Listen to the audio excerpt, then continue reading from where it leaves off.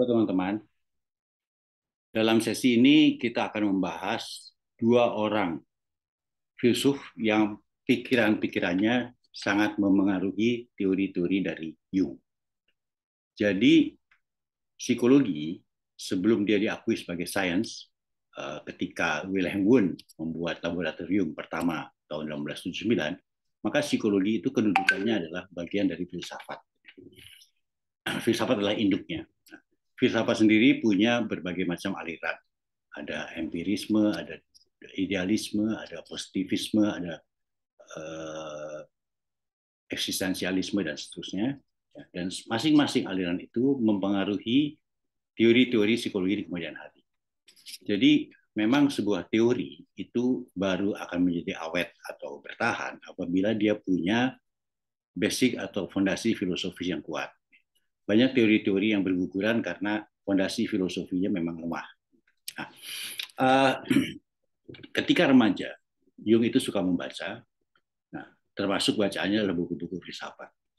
Tokoh pertama yang dia kagumi itu adalah Schopenhauer, Arthur Schopenhauer, seorang filsuf dari Jerman, dengan pikirannya yang mengatakan bahwa there is no free will. Jadi tidak ada kehendak bebas dalam kehidupan setiap orang.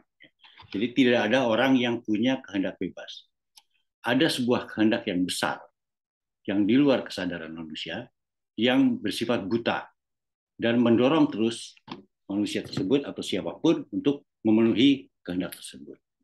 Jadi ada sebuah kehendak yang membuat orang tidak punya kebebasan untuk berkehendak sendiri. Itu adalah Arthur Schopenhauer. Nah, kemudian ada satu lagi filsuf yang lebih lama lagi, bahkan sebelum Masehi, yaitu Heraklitos atau Heraklitus.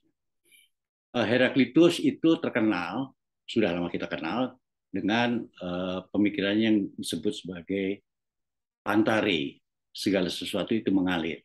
Itu yang paling terkenal, yaitu dia mengatakan bahwa tidak ada yang abadi dan semua itu berjalan dan berganti.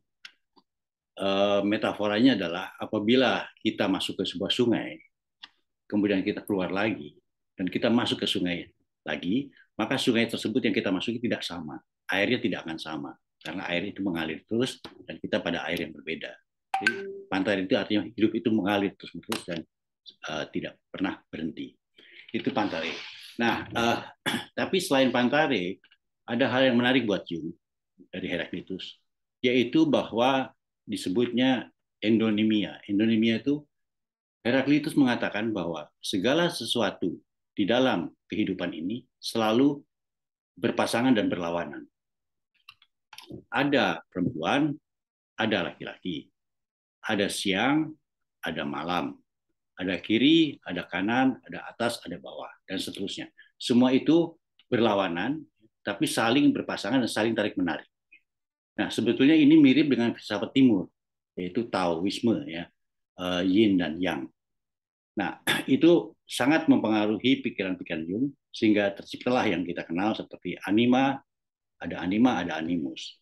Ada kesadaran, ada ketidaksadaran, ada extrovert, ada introvert, ada thinking, ada feeling, ada sensing, ada intuition, dan seterusnya. Jadi kita sering mengatakan, atau orang sering mengatakan, dan saya setuju bahwa sebetulnya teori Jung itu psychology of opposition, psikologi tentang dua hal yang bertentangan yang kita miliki. Nah, tugas kita dalam mengembangkan keberbedaan kita adalah kita harus mengintegrasikan perbedaan itu, membalance perbedaan itu sehingga kita menjadi utuh.